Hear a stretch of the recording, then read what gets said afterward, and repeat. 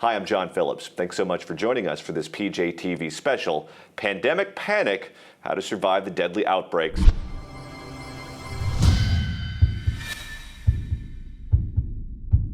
Let's go ahead and discuss the rise of infectious diseases we've experienced here in 2014 and 2015. The issue with Ebola is not that Ebola has necessarily increased worldwide, but that it has moved out of the areas where it has remained contained over to the United States. We know that when you are exposed to or potentially exposed to something that has the rate of morbidity and mortality that Ebola does, extraordinarily high, kills upwards of 50% of all the people who contract it, then there are two ways to manage that. Number one is to quarantine anybody who is potentially exposed.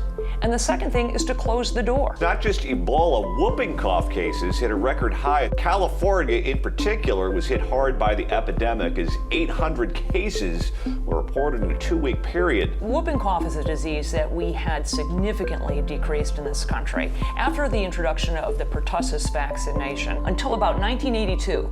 And then there started to become this slow uptick, which has now increased significantly. Can this whooping cough epidemic be blamed on illegal aliens? We have a lot of migration from one place to another. It's very easy for a disease to travel from country to country, and I do think that we should be serious about invoking health protocols at our borders that we would with our own citizens. Now we have all these people coming over here. We don't know who they are. We don't know what vaccines they've received. It comes back to the vaccination programs, and the more people that we're allowing in over the border who aren't vaccinated increases the number of people that we need to make sure are vaccinated here. The anti-vax crowd is taking advantage of our herd immunity, and they're assuming that they're going to be among the elite, the really thoughtful ones, the ones who have done their research on the internet, who won't be affected. It's just not true. There is not a shred of credible evidence that there is any causal connection between any vaccination and autism. Some of the least vaccinated portions in America are